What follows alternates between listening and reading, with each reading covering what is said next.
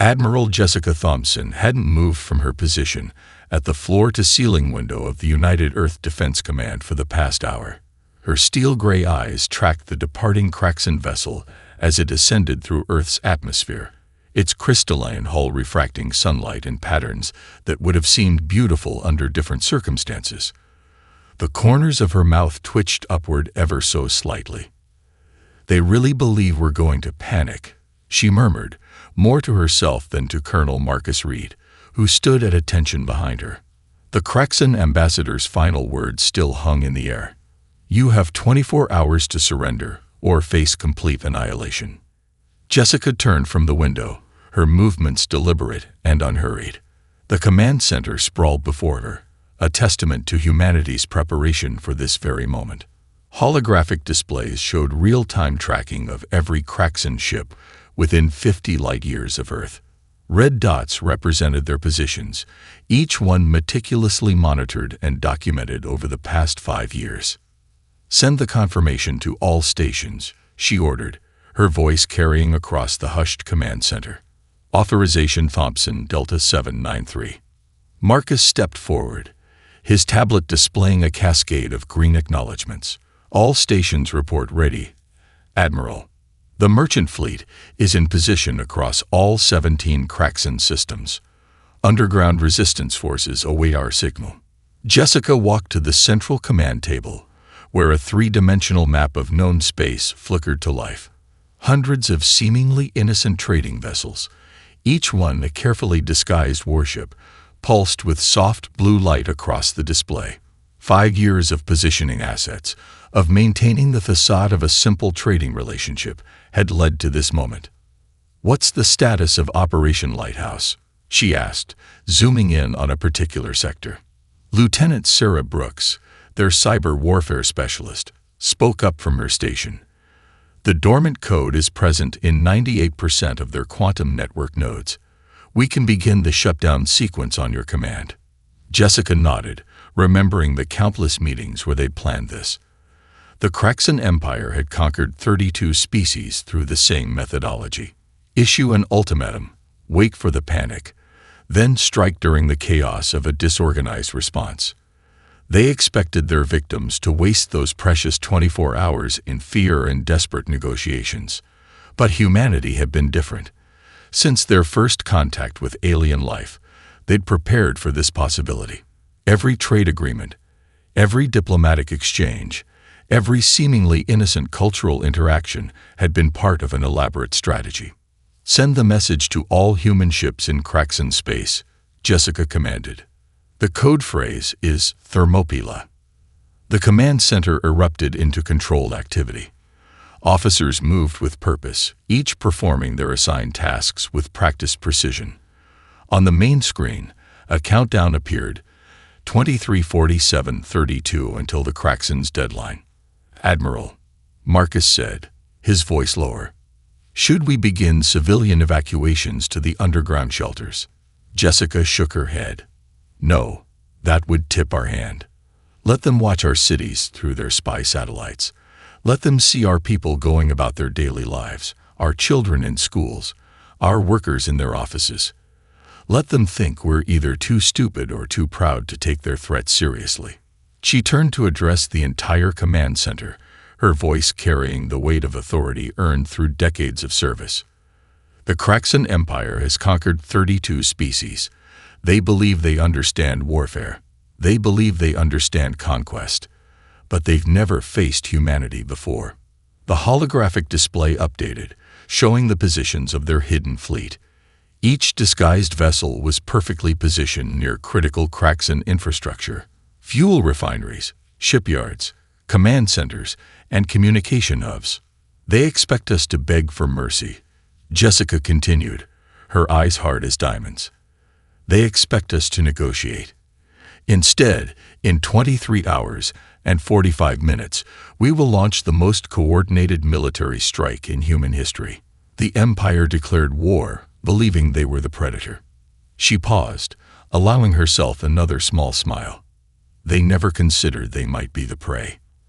As if to punctuate her words, the Kraxan diplomatic vessel finally breached the upper atmosphere, its crystal hull glinting one final time before disappearing into the darkness of space. They carried with them their certainty of victory, unaware that they had just triggered their own downfall. "Now," Jessica said, "we wait, but not for long." Captain Michael Reynolds maintained his practiced, easy smile as the Craxan customs officials conducted their final inspection of the Paradise Wanderer. The merchant vessel, supposedly carrying industrial fertilizers and earth textiles, sat in the bustling spaceport of New Centauri, the Empire's largest trade hub. "Everything appears to be in order, Captain," the lead inspector, a tall Craxan with iridescent scales, said while checking the manifest one last time. "Though I must ask, given the current political situation, are you certain you wish to proceed with your delivery schedule?" Michael scratched his graying beard, playing the role of the concerned but profit-motivated trader perfectly. "Can't afford to miss deliveries, sir. Besides, I'm sure our governments will work something out. They always do." The inspector's vertical pupils narrowed slightly, but he nodded and left with his team. Michael waited exactly 10 minutes after their departure, then pressed his palm against a hidden biometric scanner beneath his captain's chair. "Computer, execute Protocol Nighthawk," he commanded. "Authorization Reynolds, Echo 614. The ship's interior transformed. Panels slid away, revealing weapon systems and military-grade shields. The cargo holds, filled with legitimate trade goods on the surface level, open to expose racks of precision-guided munitions beneath. Even the bridge changed, holographic tactical displays replacing the simple merchant navigation systems. "Status report," Michael ordered, and his crew, each member carefully chosen and positioned over the years, responded with military precision. "Weapon systems online," Lieutenant Jennifer Parker reported from Tactical. "Hull reconfiguration at 80%, stealth systems engaging." "Engineering reports full power to all systems," Commander David Wilson added. "Quantum drives spooled and ready."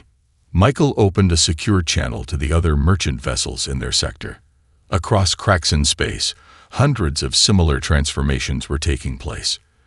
Trading ships shed their civilian disguises, revealing the warships hidden beneath.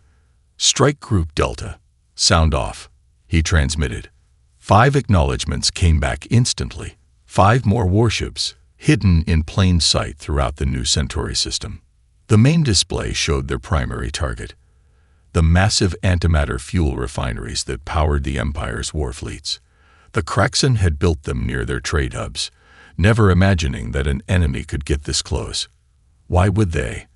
Their borders were well protected, their military bases heavily fortified. But they hadn't guarded their commercial sectors nearly as well. "Time to target?" Michael asked. 3 minutes at sublight, Jennifer responded. "No indication they'd detected our transformation."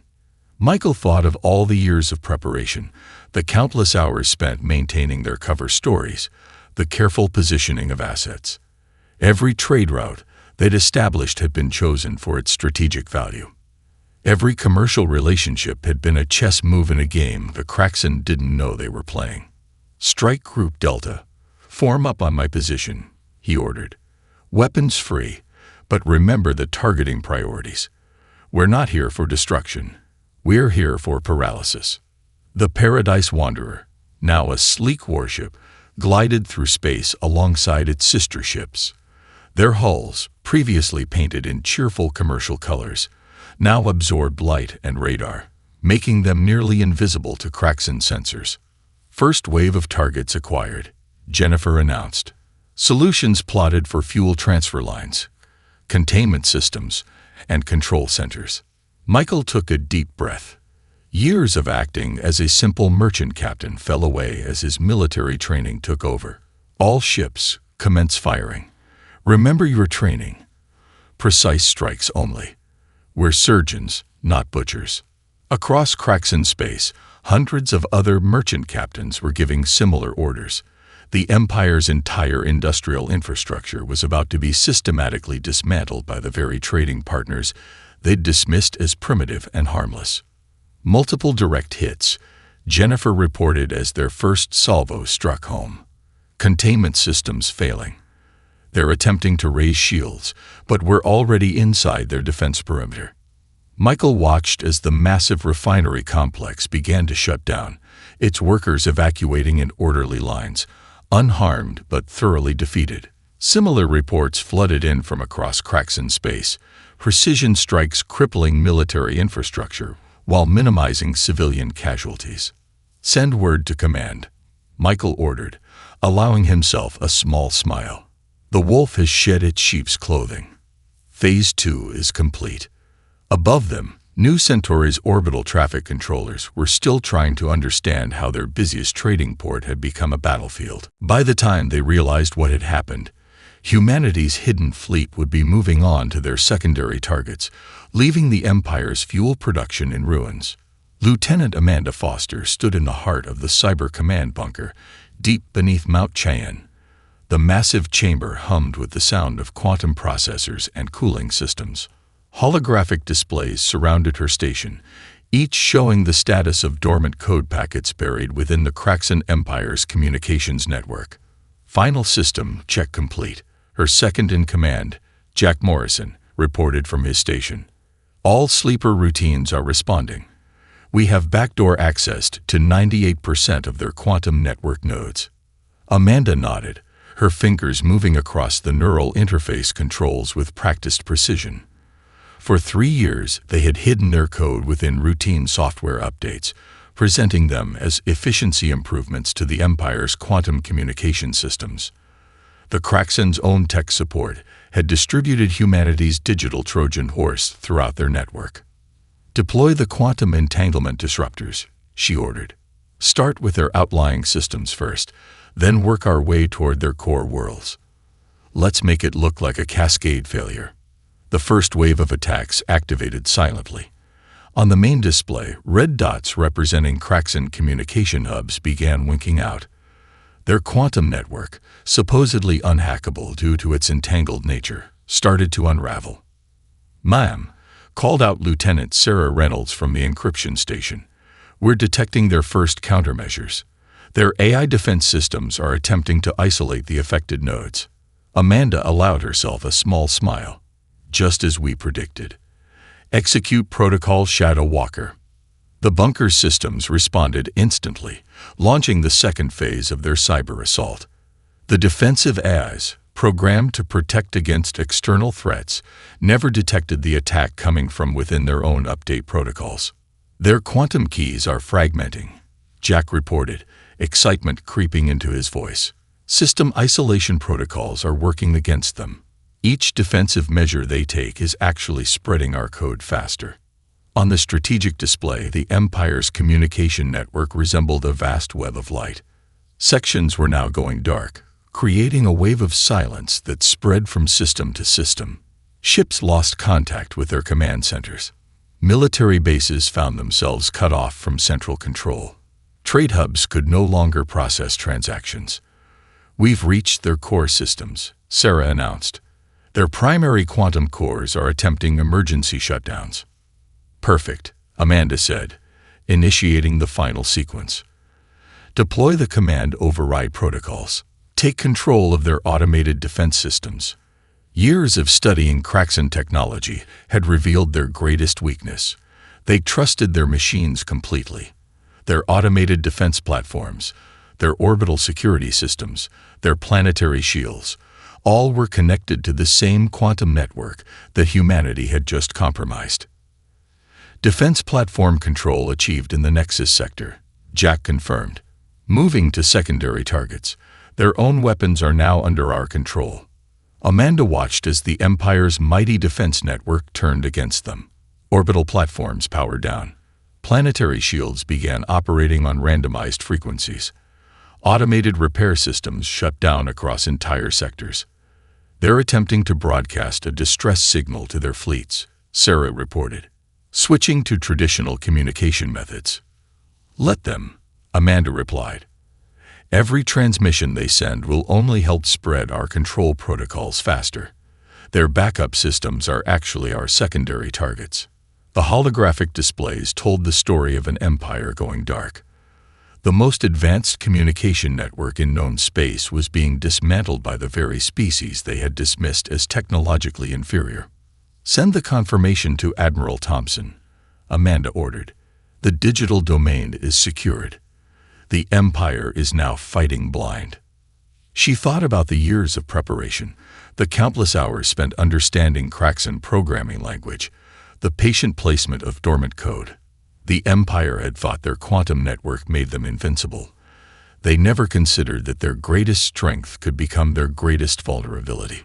"All primary targets are neutralized," Jack confirmed. "Their entire command and control structure is in chaos. We're receiving reports of ships losing contact with their battle groups, military bases unable to coordinate responses." Amanda nodded, watching the final systems go dark. "Begin Phase 2 of the cyber campaign. Start extracting their classified files. I want everything. Military deployments, defense codes, personal communications of their leadership. Download it all." The Empire that had prided itself on its technological superiority was being systematically dismantled by the very updates they had eagerly installed to improve their systems. In the depths of Mount Cheyenne, humanity's cyber warriors had just blinded an empire without firing a single physical shot. "Send word to the resistance forces," Amanda commanded.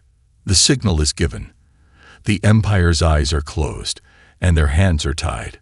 Now it's their turn to act."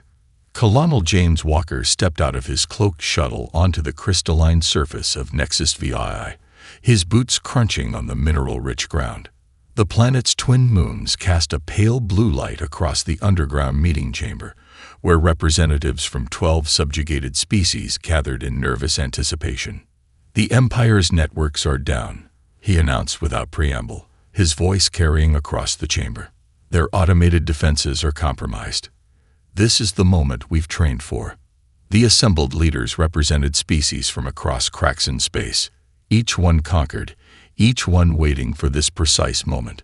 Among them stood Zexra of the silicon-based crystallites, their natural form allowing them to infiltrate the Empire's computer cores. Next to them, Commander Nixis of the shape-shifting Verdani adjusted her borrowed Kraxan military uniform. "Are your people in position?" James asked, activating a holographic display of their sector. Red dots indicated Kraxan military installations, while blue markers showed resistance cells ready to strike. "My engineers have accessed their planetary shield generators," Zexra responded, their crystalline form catching the moonlight. "We can disable them on your signal." Nixis stepped forward, her form rippling slightly with anticipation. "Our operatives have infiltrated every major security force in the sector. They await only our command to reveal themselves." James nodded, remembering the years of careful preparation. Every human diplomatic mission, every trade delegation, had carried hidden messages and supplies. While the Empire focused on Earth, humanity had been arming and training their future allies. "Begin the operation," he ordered, sending the encrypted signal through their quantum-masked communicators. "Remember your training. Priority targets only. We're not here for revenge. We're here for liberation." Across Nexus VI, the uprising began with surgical precision. Shield generators failed as crystallite engineers executed their sabotage.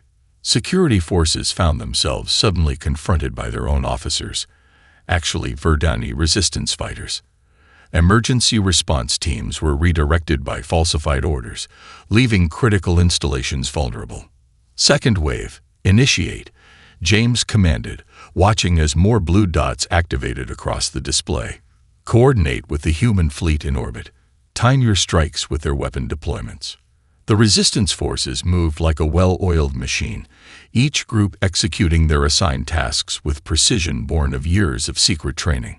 Human Special Forces advisors, embedded within each major cell, provided real-time tactical guidance. "Colonel," Zexra called out, their crystalline form vibrating with urgency.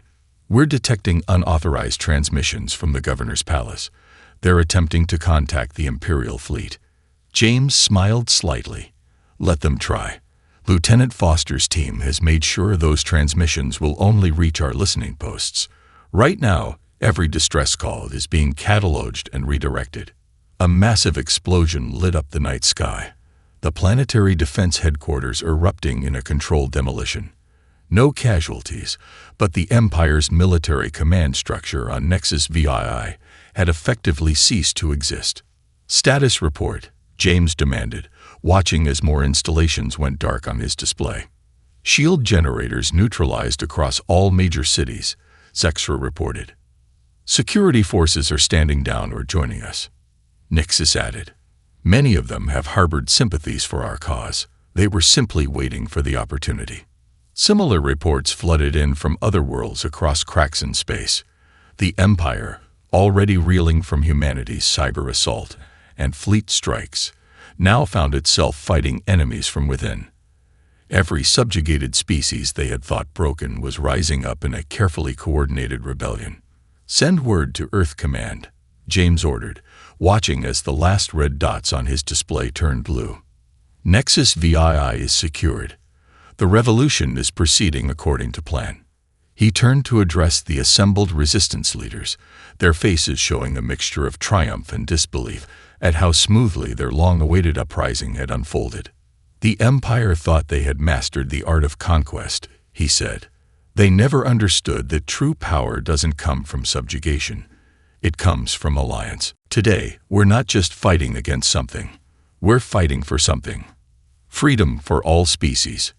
Outside, the twin moons of Nexus VI witnessed the end of imperial rule, not through overwhelming force, but through the careful coordination of those who had waited patiently for their moment to strike. The Empire's greatest defeat wasn't coming from humanity alone. It was coming from every species they had ever underestimated. Commander Emily Martinez stood on the bridge of the U.S. Shadowhawk, her stealth destroyer floating silent amid a field of seemingly empty space.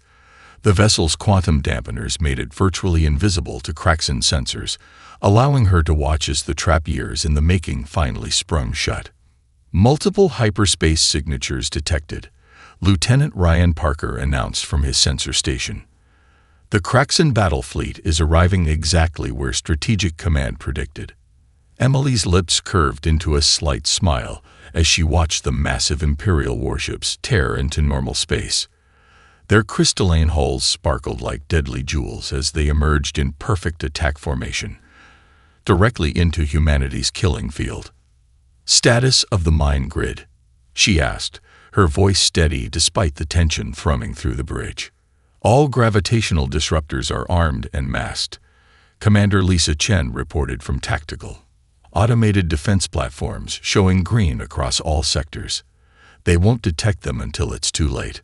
The Craxan fleet, comprising over 300 capital ships, moved forward with the arrogant confidence of an undefeated force. Their formation was perfect, their tactics textbook. It was exactly what humanity had counted on. Let them advance to Point Echo, Emily ordered, watching the fleet's progress on her tactical display. Transmit to all hidden vessels, hold position, and maintain stealth protocols. 20 human stealth destroyers lay scattered throughout the sector, each commanding a section of automated weapons platforms and mines. They had spent months preparing this space, turning it into a three-dimensional maze of death that would only activate when triggered. Enemy fleet approaching Point Echo, Ryan announced. Their scan patterns suggest they're still searching for our defensive line. Emily nodded. They're looking for a conventional defense force. Transmit the activation codes to Series 1 through 3 of the mine grid. Let's show them why that was a mistake. The space around the Craxan fleet suddenly came alive. Gravitational mines, previously dormant and undetectable, activated in carefully planned sequences. The fabric of space-time itself twisted and buckled, tearing into the enemy formation. Multiple Craxan vessels reporting drive failures, Lisa reported, her fingers dancing across her console. Their formation is breaking apart, activating automated defense platforms now. Hundreds of sleek, unmanned weapon platforms decloaked around the Imperial fleet. Each one had been programmed with years of tactical data about Craxan ship movements and combat doctrine. They struck with perfect precision, targeting engines and weapon systems while avoiding life support. "The enemy is attempting to regroup," Ryan called out. "They're trying to form a defensive sphere." "Execute Phase 2, Emily commanded. "All ships, begin attack pattern Delta. Remember your targeting priorities. Disable, don't destroy." The U.S. Shadowhawk and her sister ships decloaked in perfect synchronization, their advanced weapons already firing. They struck from multiple vectors, using the chaos of the minefield and automated attacks to maximize their effectiveness. "Enemy flagship is attempting to coordinate a counterattack," Lisa reported. "Their communications are still fragmented from our cyber warfare assault." Emily watched as the mighty Kraxan fleet, pride of the Empire, found itself caught in humanity's web. Ships that tried to retreat triggered more mines. Those that pressed forward faced withering fire from automated platforms. Any attempt to gather and counterattack was met by precise strikes from human vessels that seemed to appear and disappear at will. "Status report," she demanded, watching another Kraxan cruiser lose power and drift. 40% of enemy fleet showing critical system failures," Lisa responded. "Another 30% are reporting severe damage to weapons and propulsion. No confirmed destructions. We're maintaining disable-only protocols as ordered." The battle continued for another 20 minutes, but the outcome had been decided in the first 5. The Kraxan fleet, which had expected to face a conventional defense force, instead found itself fighting against an invisible enemy that seemed to have turned space itself into a weapon. "Enemy flagship is broadcasting a general retreat order," Ryan announced, his voice tight with controlled excitement. "The remaining combat-capable vessels are attempting to create an escape corridor." "Let them go," Emily ordered, watching as the once proud Imperial fleet limped away, leaving their disabled ships behind. "Send word to Medical Command to begin rescue operations for the disabled vessels. Transmit to Earth Command. Phase 5 complete. The Empire's fleet has been neutralized." She looked at the tactical display, now showing the aftermath of their victory. The Empire's greatest military force had been defeated not by superior numbers or firepower, but by careful planning and the patient preparation of a battlefield they never saw until it was too late. "Begin recovery operations," she commanded, "and send my compliments to the engineering teams that designed our trap. Today, we proved that the future of warfare isn't about who has the biggest fleet. It's about who thinks furthest ahead."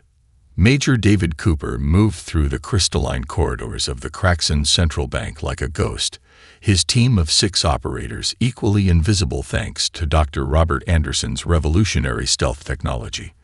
The quantum phase suits bent light and sound around them, making them undetectable to even the most sophisticated Kraxan security systems. "Network access point located," Lieutenant Sarah Winters whispered through their neural comm system.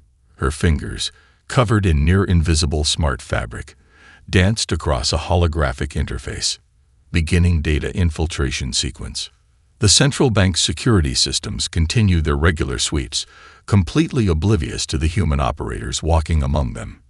Years of studying Kraxan technology had taught humanity every weakness, every blind spot in their supposedly impenetrable defenses.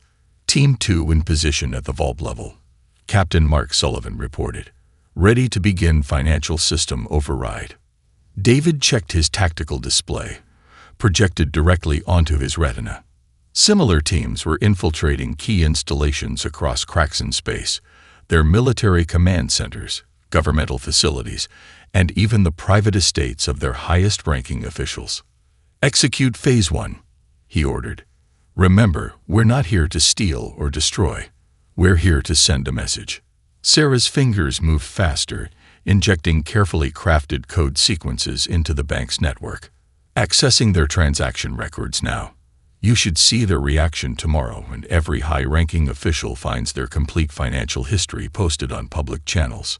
The team moved deeper into the facility, passing Kraxan guards who stared right through them. Their quantum phase suits didn't just bend light. They existed partially out of phase with normal spacetime, a technology reverse-engineered from studies of multiple alien species. "Central vault secured," Mark reported. Team 2 is implementing the financial system overrides. By tomorrow morning, the Empire's entire economy will be under our control. David smiled behind his stealth mask. The Empire had built their defenses assuming any attack would come from outside, through conventional military means. They never imagined an enemy could simply walk through their front doors. Security patrol approaching. Lieutenant James Chen warned through the comm. Hold positions. The team froze as a group of Kraxan elite guards passed within inches of them. One guard paused, his sensor array twitching slightly, but the quantum phase technology held. After a moment, they moved on. Implementing final phase, Sarah announced, uploading our message to their secure networks now. David watched as his team planted quantum lock data cores throughout the facility. Tomorrow morning, when the Empire's leadership checked their private terminals, they would find detailed reports of their own activities, bank records, private communications, secret meetings, everything the shadow teams had gathered over years of surveillance. All objectives completed, Mark reported. Team 2 beginning extraction. Confirmed, David responded. Sarah, status of the data upload. Complete. I've also left them a little surprise. Their security systems will broadcast our message on every channel simultaneously at 600 hours tomorrow. Should give them something to think about during breakfast. The team began their careful withdrawal, moving through walls and security checkpoints as if they didn't exist. Their mission wasn't just about gathering intelligence or demonstrating vulnerability. It was psychological warfare at its finest. All teams report completion status, David commanded as they approached their extraction point. The responses came in from across Kraxan space. Team Shadow 3, Presidential Palace secured. Team Shadow 4, Military Command infiltrated. Team Shadow 5, Central AI Core compromised. Each team had penetrated the Empire's most secure facilities, not to destroy them, but to prove they could. Tomorrow, the Empire's leadership would wake to find evidence that humans could have assassinated them at any time, but chose not to. Transmit to command, David ordered as his team reached their cloaked shuttle. Phase 6 complete. The Empire's leadership will understand by morning that their sense of security was an illusion we allowed them to maintain. As they lifted off, completely undetected, David thought about the message they'd left behind. You built walls to keep enemies out, never realizing we were already inside. Consider carefully what it means that we could have taken everything from you, but instead chose to show you mercy. The Empire had thought their technology made them invulnerable. Tomorrow, they would learn that true power lies not in the ability to destroy, but in the choice to show restraint when you hold absolute advantage. General Catherine Hayes stood before the emergency session of the Galactic Council, her dress uniform immaculate, her silver hair pulled back in a tight bun. The circular chamber, filled with representatives from across known space, hummed with nervous tension. Above them, holographic displays showed the current state of the Kraxan Empire, disabled fleets, compromised networks, and coordinated uprisings across their territory. Members of the council, she began, her voice carrying effortlessly through the chamber. 24 hours ago, the Kraxan Empire delivered an ultimatum to Earth, demanding our unconditional surrender. They expected fear. They expected panic. She paused, allowing a slight smile. Instead, they received their answer. The central hologram shifted, displaying the quantum lock devices planted in the cores of 3 Kraxan throne worlds. The Empire's representatives, their scaled faces usually unreadable, showed clear signs of distress. Your fleet is in ruins, Catherine continued, addressing the Kraxan delegation directly. Your communications are silent. Your automated defenses answer to us. Your banking systems lie exposed. Your subjugated worlds rise against you. And now, I reveal this. We could end your civilization with a single command. She activated a secondary display, showing the detailed specifications of the quantum lock devices. These weapons, hidden beneath your very feet, can alter the fundamental forces holding your worlds together. We could have deployed them months ago, We could deploy them now." The chamber erupted in shocked whispers. The Kraxan Empire's chief executor, Supreme Commander Vexthor, rose from his seat. "If you possess such power, why do you not use it? Why show mercy to an enemy that offered none?" Catherine's expression remained calm. "Because that's the difference between your empire and humanity. You see, we don't want to rule the galaxy. We don't want to subjugate other species. We want something far more revolutionary. Peace through strength, unity through respect." She gestured, and the holographic display changed again, showing a new political framework. "What I offer you now is not surrender, but evolution. The Kraxan Empire will cease to exist, yes, but it will be reborn as something greater. A confederation of free worlds, where every species has a voice. You would destroy centuries of imperial rule." Vexthor demanded, his scales shifting colors with emotion. "No," Catherine replied. "We offer you the chance to build something that will last millennia.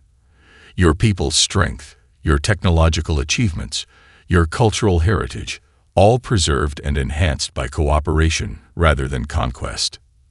She turned to address the entire council again. "We demonstrated our power not to destroy the empire, but to prove a point.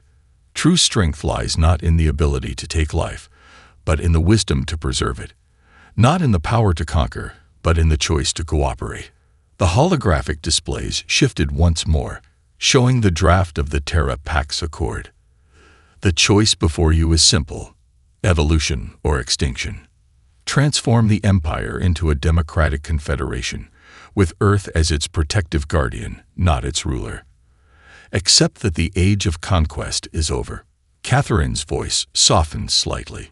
"Your empire has stood for centuries, built on the belief that strength comes from dominance. We proved that true strength comes from preparation, innovation, and the ability to turn enemies into allies. The very species you conquered now rise up not to destroy you, but to join you as equals." She activated one final display, showing the coordinated efforts of human medical ships, already saving crew members from disabled Kraxan vessels. "Even now, as your fleet lies in ruins, our ships render aid to your people. Even now, as your worlds rise in rebellion, we ensure the violence remains minimal." The chamber fell silent as the implications sank in. The empire that had conquered 32 species had been defeated not through superior firepower, but through superior strategy, technology, and most surprisingly, mercy. "The document before you," Catherine concluded, "is not a surrender treaty. It is a blueprint for transformation. You have 6 hours to make your decision. Choose wisely. The future of not just your empire, but of galactic civilization itself, hangs in the balance."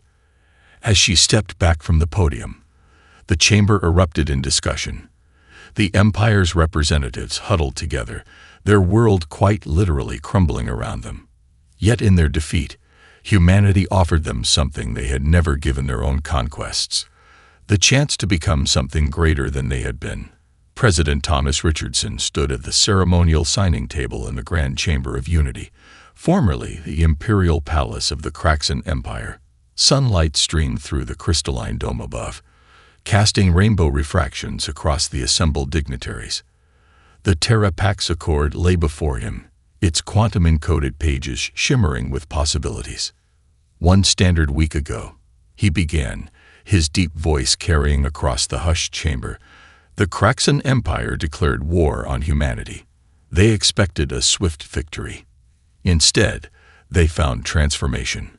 Admiral Jessica Thompson stood at attention among the Earth delegation, her uniform displaying the newly created Confederation Defense Force insignia. Beside her, Captain Michael Reynolds and Lieutenant Amanda Foster represented the strategic and cyber warfare divisions that had brought the Empire to its knees. "This document," Thomas continued, lifting the accord, "represents not the end of an empire, but the birth of something greater. The Confederation of Allied Worlds rises from the ashes of conflict, built not on subjugation, but on mutual respect and cooperation." Former Supreme Commander Vexthor, now First Speaker of the Kraxan Assembly, stepped forward to join him at the signing table. His scales, once midnight black to represent imperial authority, now shifted through colors of dawn, a symbolic representation of new beginnings. "My people," Vex Thor addressed the chamber, "believe that strength came from dominance. Humanity taught us that true power lies in the ability to show mercy from a position of absolute strength." Colonel James Walker watched from his position near the Nexus VI delegation, standing proudly alongside Zexeret and Nixus. The resistance leaders who had helped topple an empire were now founding members of the Confederation's Advisory Council. "The principles of this accord are simple," Thomas explained, activating a holographic display of the key points. "Every member world maintains its sovereignty. Every species has equal representation. Trade flows freely. Knowledge is shared openly. And Earth, along with our Kraxan allies, serves not as conquerors, but as guardians of this new order." Commander Emily Martinez and Major David Cooper exchanged glances from their positions among the military delegation. Their teams had proven that victory didn't require destruction. Sometimes the most powerful weapon was the one you never had to use. "Let history record," Thomas continued, "that humanity's response to war was not endless conflict, but lasting peace. When faced with the choice between destruction and reconstruction, we chose to build rather than break."